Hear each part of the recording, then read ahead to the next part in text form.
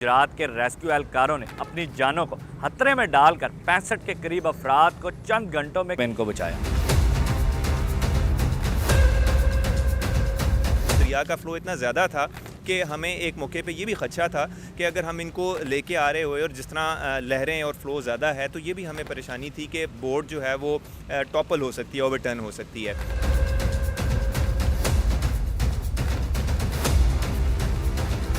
मुसलसल बारिश तेज़ थी, बोट हैंडलिंग भी डिफ़िकल्ट हो जाती है, लोगों की मूवमेंट डिफ़िकल्ट हो जाती है, फिर दरिया के पास जो है वो मूवमेंट बड़ी डिफ़िकल्ट हो जाती है।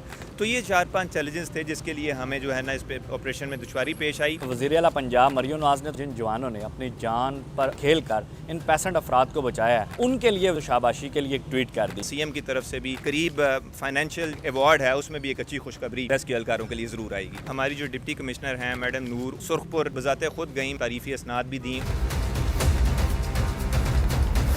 दफ़ा 144 डिस्ट्रिक्ट गुजरात मानसून के बिगिनिंग में ही कर दिया गया था, लोग जो है वो पानी के करीब ना जाएं। गिरफ्तारियां भी अमल में लाई जा रही हैं, FIRs आपको पता है लोगों के खिलाफ काटी जा रही हैं।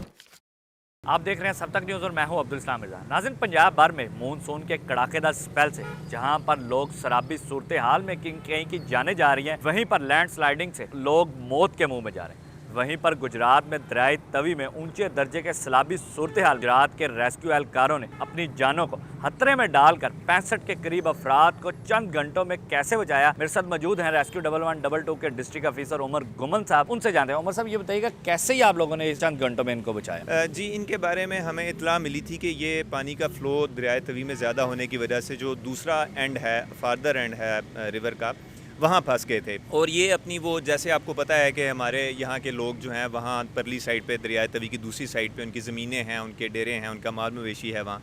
तो रूटीन में ये वहाँ गए, जब वापस आने लगे तो इन्होंने नोट किया कि पानी में फ़्लो ज़्यादा है, जिसकी वजह से फिर वापस नहीं आ सकते थे। और इसी तरह आपको पता है कि वाटर लेवल जो है रिवर तवी में वो रेज़ कर रहा था। तो इन्होंने फिर डिस्ट्रेस कॉल की, और इसमें मैं ज़रूर मेंशन करना चाहूँगा वहाँ की जो हमारी नायब तहसीलदार हैं मैडम आमना, उन्होंने बड़ा रोल प्ले किया। हमारे पास कॉल नहीं कनेक्ट हो रही थी, मैडम आमना ने उनका कॉल जो है हमारे साथ कनेक्ट कराई और फिर हम उनके साथ राब्ते में आए।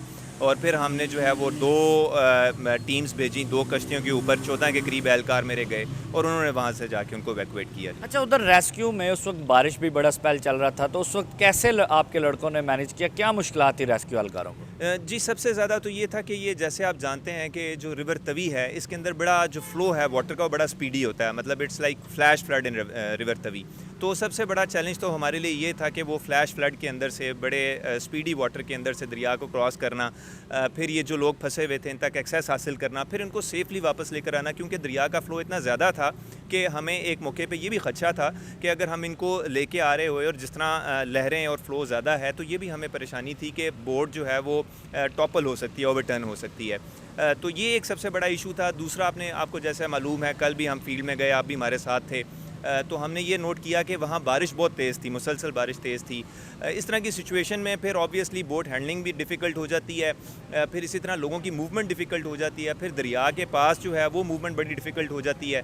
तो ये 4-5 चैलेंजेस थे जिसके लिए हमें जो है ना इस पे ऑपरेशन में दुश्वारी पेश आई। पर अल्हम्दुलिल्लाह टीम जो है प्रोफेशनली ट्रेंड है, तो उन्होंने बड़ी हिफाजत के साथ और अल्लाह की मेहरबानी के साथ, बड़े करम के साथ हम उनको बाहिफाजत लेकर आ सकें। अच्छा उमर भाई, ये भी बताइएगा कि ये लोग कैसे वहाँ चले जाते हैं? मानसून का स्पेल है, बारहा लोगों को अवेयरनेस दी जा रही है कि दरियाओं में नहाए ना, इस तरह की सूरत हाल पे वो ना जाएं, तो ये कैसे लोग चले जाते हैं फिर भी? जी, इसमें मैं आपको ये एलेबरेट करना चाहूँगा कि डिस्ट्रिक्ट एडमिनिस्ट्रेशन की तरफ से हमारी जो डिप्टी कमिश्नर हैं मैडम नूरुल ऐन, उनकी तरफ से, हुकूमत पंजाब की तरफ से, CM साहबा की तरफ से डेली बेसिस पे गुजरात के वल्नरेबल एरियाज़ पे 60 से 70 जो है मसाजिद में ऐलानात कराए जा रहे हैं। फिर इसी के साथ ब्रोशर्स जो हैं वो तकसीम किए जा रहे हैं। फिर इसी के साथ साथ जो है गिरफ्तारियाँ भी अमल में लाई जा रही हैं। FIRs आपको पता है लोगों के खिलाफ काटी जा रही हैं। पर ऑब्वियसली एडमिनिस्ट्रेशन के सीने में भी एक इंसानी दिल धड़कता है, तो वो कंपैशनेट जो है पब्लिक के लिए एक फीलिंग एडमिनिस्ट्रेशन में मौजूद होती है।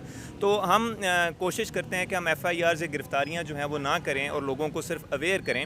तो हम ये जो हमारी एक्टिविटी है या ये जो हमारी एक जो थी प्लानिंग, ये चल रही थी साथ साथ।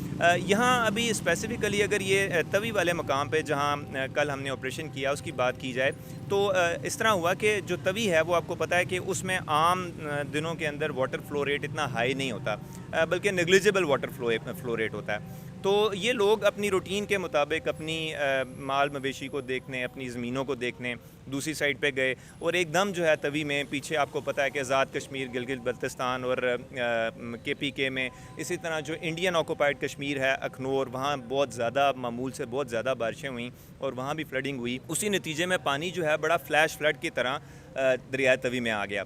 तो ये थोड़ा सा है कि हमें इस चीज़ पे जो फ्लोइंग वाटर है, बड़ा एक अनफॉर्चुनेट इंसिडेंट उसका मैं ज़िक्र करना चाहूँगा। अल्लाह ताला जितने भी लोग इस तरह के मामलात में अल्लाह को प्यारे होते हैं, अल्लाह उनकी मग़फ़िरत करे। कल जैसा कि आपने देखा कि कल से एक इशू इस्लामाबाद का बना हुआ था, एक गाड़ी जो है वो फ्लोइंग वाटर में जो है वो बह गई। तो मोस्टली लोग जो हैं वो फ्लोइंग वाटर की जो डेंजर्स होते हैं या उसकी जो पावर है उसको एक आम आदमी, एक आम शहरी जो है वो उसको एस्टिमेट करने में जो है गलती कर जाता है। यहाँ ही फिर जो है वो प्रॉब्लम्स क्रिएट होती हैं। तो आज भी मैंने देखा लोग आज भी नहा रहे हैं, इवन आपकी रेस्क्यू की टीमें वहाँ पर खड़ी होती हैं, वो उनको बारहा कह रहे होते हैं, मगर उसके लिए क्या इकदाम किए जा रहे हैं? जी, उसके लिए फिर यही है कि एज़ अ लास्ट रिजॉर्ट जो है हम फिर FIR उनके ख़िलाफ़ लॉन्च करते हैं और गिरफ़्तारियाँ करते हैं और कोशिश करते हैं कि लोग जो है वो पानी के करीब ना जाएं। दफ़ा 144 का नफाज जो है वो तो डिस्ट्रिक्ट गुजरात में आपको पता है कि काफ़ी ये मानसून के बिगिनिंग में ही कर दिया गया था। इसमें जी 3 किस्म की जो है हमने टीयर्स बनाए हैं जो पेट्रोलिंग कर रहे हैं। एक रेस्क्यू 112 के एहलकार दस्ते जो है वो पेट्रोलिंग कर रहे हैं वाटरवेज़ की, फिर पंजाब पुलिस पेट्रोलिंग कर रही है वाटरवेज़ की, फिर रेवेन्यू स्टाफ जो है वो भी पेट्रोलिंग कर रहा है। पर आप जानते हैं कि गवर्नमेंट के पास उस तरह रिसोर्सेज नहीं हैं कि जितनी भी वाटरवेज़ हैं उनकी 24 घंटे जो है निगरानी की जाए। इसीलिए हमने ये पेट्रोलिंग वाला मेकनिज़म जो है इसको अडॉप्ट किया था कि एक ही बंदा काफ़ी जो स्ट्रेच है वाटर चैनल का उसको कवर कर सके। अच्छा, ये बताइए कि गुजरात डिस्ट्रिक्ट में कितने सेक्टर्स में आपने इसको तकसीम किया है, कहाँ कहाँ पर आपकी टीमें डिप्लॉय हैं दरियाओं और नहरों पर, जो इस पर फौरी आपके रिस्पॉन्ड कर रही हैं? जी, गुजरात जो हमारा ज़िला है आप जानते हैं कि ये 2 दरियाओं के दरमियान जो है इसको वो चज दुआबा के नाम से जाना चाहते हैं। जेहलम और रिवर चनाब के दरमियान जो है ये आ जाता है। इसी तरह इन 2 रिवर्स के साथ साथ हमारे डिस्ट्रिक्ट को 4 जो नाले हैं जिसमें हरसी है, भिंबर है, भिंडर है, ये भी हमारे डिस्ट्रिक्ट को अफेक्ट करते हैं। और जो अपर झेलम कैनाल है ये भी हमारे across the length of the district ये मिडिल में से पास कर रही है।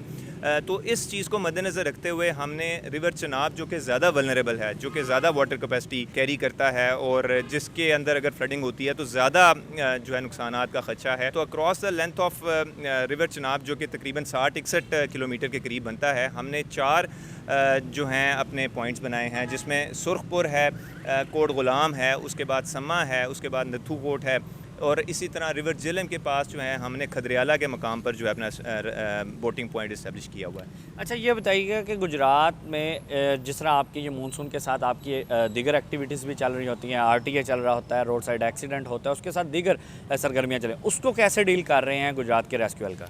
जी, उसमें हमने अब ये किया कि ये जिस तरह अभी जो रीसेंट मानसून्स पहले आप जानते हैं कि 10-12 दिनों से बहुत ज़्यादा बारिशें हो रही हैं और मुसलसल लगातार बारिशें हो रही हैं, तो हमारे तमाम स्टाफ जो है हमने एक वो कोड रेड हमारी एक एडमिनिस्ट्रेटिव टर्म है, हम उसको एक्टिवेट करते हैं, जिसमें तमाम स्टाफ जो है वो मौजूद होता है। एक्स्ट्रा ड्यूटीज़ लोग करते हैं ताकि हम फ्लड और उसके साथ साथ ड्राउनिंग इंसिडेंट्स अगर खुदा ना खास्ता कहीं हो जाता है या ये जो हमारी रूटीन के एमरजेंसीज़ हैं उनको हम कैटर करें, तो हम एडिशनल ड्यूटीज़ अपने स्टाफ से इस तरह की सूरत हाल में, क्योंकि ये एक एमरजेंसी सिचुएशन है और बड़ा ही एक मतलब मैं समझता हूँ कि कौम के ऊपर ये एक बड़ा कड़ा वक्त होता है, तो इसमें रेस्क्यू एहलकारों की जो एडिशनल ड्यूटीज़ होती हैं वही इस चीज़ की ज़ामिन होती हैं कि आवाम की जान और माल के तहफ़्फ़ुज़ को यकीनी बनाया जाए। अच्छा, ये लास्ट क्वेश्चन ये है कि आपके जिन जवानों ने अपनी जान पर खेल कर इन पैसेंट अफराद को बचाया है, उनके लिए वज़ीर आला पंजाब मरियम नवाज़ ने तो शाबाशी के लिए एक ट्वीट कर दी, उनके लिए क्या खुशखबरी आ रही है वो ज़रा बता दें। उनके लिए कोई उनको नगद इनाम और उसके साथ भी कुछ दिया गया है?